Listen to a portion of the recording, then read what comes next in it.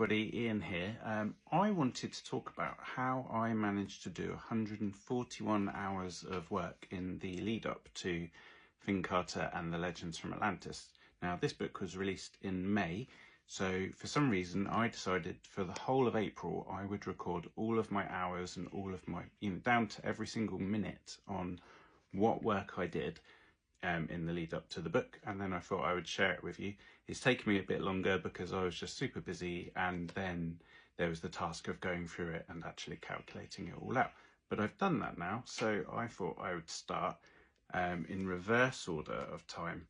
So I spent 60 minutes on new ideas, 82 minutes chatting to other writers, 126 minutes working out faulty merchandise that had been delivered, 158 minutes sorting out uncorrected proofs ready to send, 187 minutes writing the acknowledgements for the book, 208 minutes sorting out book files.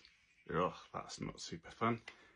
399 minutes on book one revisions. So by that I mean I needed to go back to book one and create an also by page and update the back matter and just make a couple of little tweaks. 704 minutes on the formatting for this book, which I actually used a tool to help me with, and it still takes a long time. 861 minutes on social media, so that's preparing content, posting it, and then keeping up with a conversation.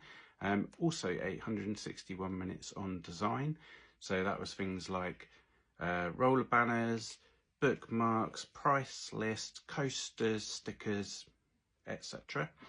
And 1014 minutes on events, so that's like going to a Comic-Con, doing all the prep, sorting out everything along the way, and then doing the stock check afterwards.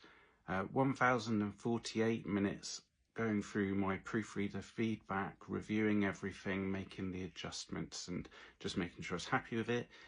1237 minutes on admin, and this covers all kinds of different things. Could be finances, could be just general emails, writing a blog, preparing for the launch event, phoning up people, making sure that the cupcakes were okay, whatever it needed to be.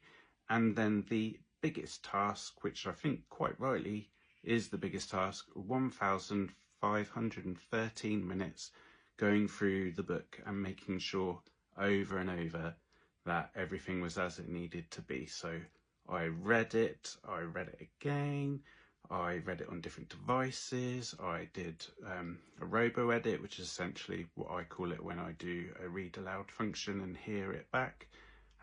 So all of that work combined came to 8,458 minutes of work, which equates to 140 hours and 58 minutes.